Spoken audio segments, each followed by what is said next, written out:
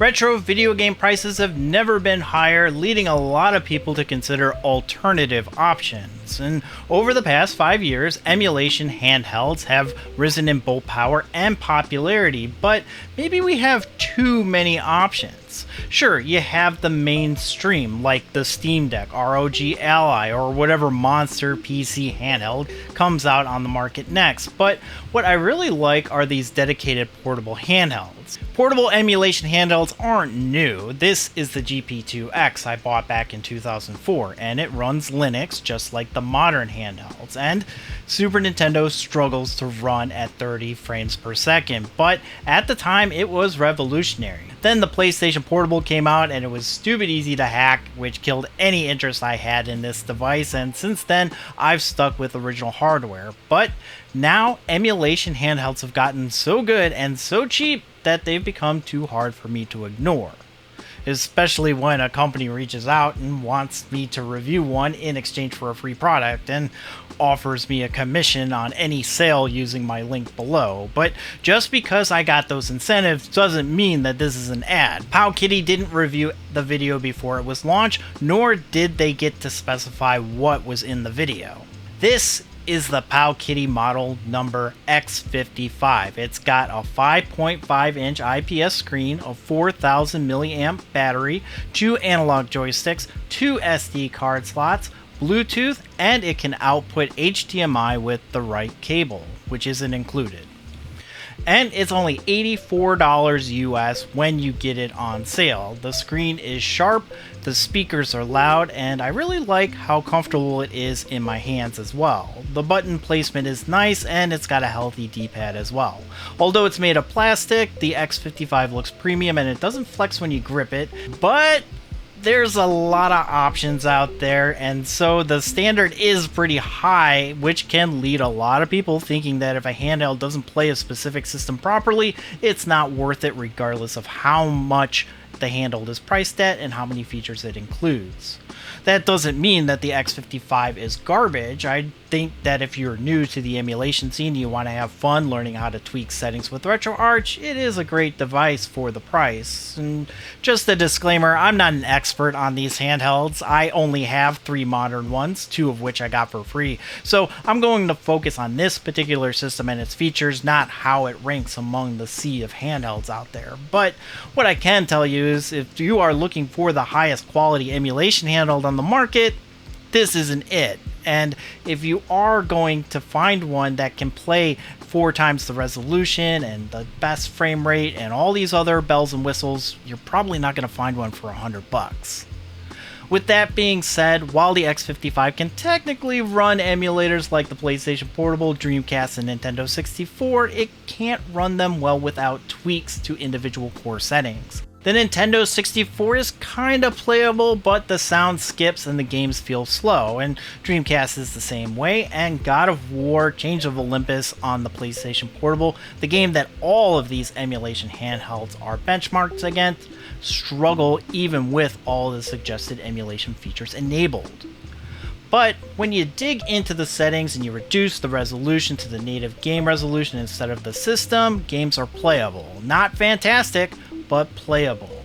Chains of Olympus goes from 15 to 30 FPS, even at the lowest resolution, but it is playable, and when you consider the price that this system is priced at, you could put up with it.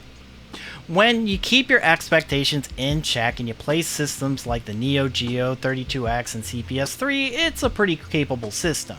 The games run smooth, the screen is crisp, and the buttons are responsive. The UI is responsive and each game is under its respective system. Click on the system and there's a list of games to choose from. You select your favorite game and it'll launch fairly quickly. And speaking of games, the X55 that I got comes with over 20,000 games already on the system, which some people might have a problem with, but unless you're ripping the games that you already own, it doesn't really matter if you got them off of an archive site or on an SD card with the system. It's still piracy no matter how you try to spin it. Now, the X55, like I said, isn't perfect. There are flaws outside of computing power, and one of the most glaring ones is that the top left corner gets over 100 degrees while playing, which is uncomfortable even after a short period of time. But when I adjusted the core settings to reduce resolution, it wasn't that big of a deal. Which leads me to another gripe. You do have to tweak the settings, and there are plenty to choose from, but it's more of a quirk of the emulation scene rather than the device itself. Even on my iPad Pro with an M4 chip, I had to adjust the core settings to get Wave Race 64 to play at a normal speed instead of 4 times faster.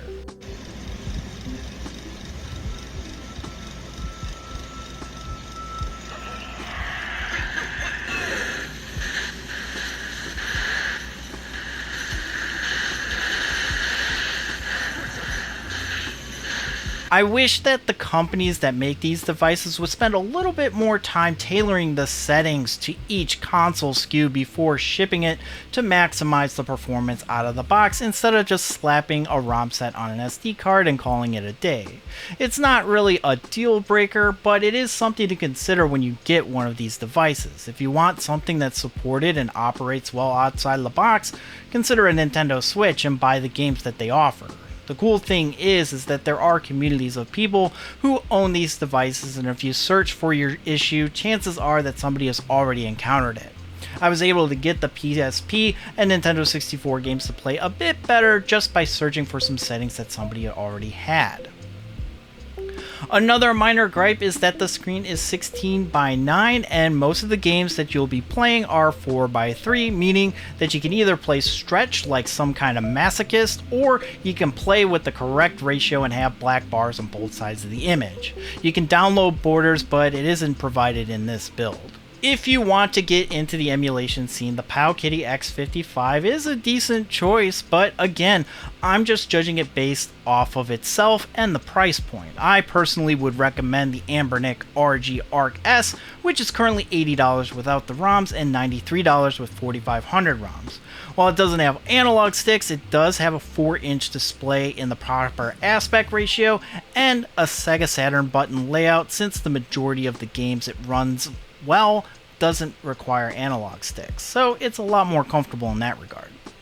I'm sure other people will suggest a better handheld for around the same price point in the comments down below. Just don't listen to the people who suggest spending 3 times as much on a Steam Deck, unless you can afford it, that is, which in that case, why are you watching a video about an $80 handheld? That's gonna do it for this video. If you liked it, give it a thumbs up and share it with those who might find it interesting. And if you're new here and you like retro video game collecting, I do a series called Retronomics where I evaluate price trends on video games. And you can follow me on all social media at snicktendo. Thanks so much for watching. I'm Nick, and I'll see you next time.